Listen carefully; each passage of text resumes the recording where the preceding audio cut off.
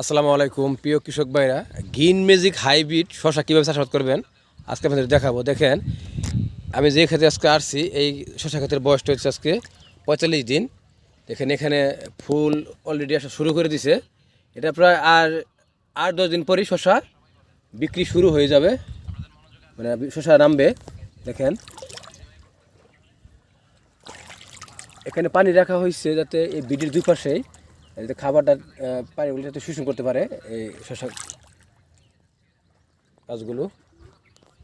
আর এখানে এইভাবে যদি আপনি, ভাই এটাকে কী বলে, এটা জাংলা, আপনি যদি এই পদ্ধতিতে জাংলা দেন তাহলে শশা সহজে তুলতে পারবেন।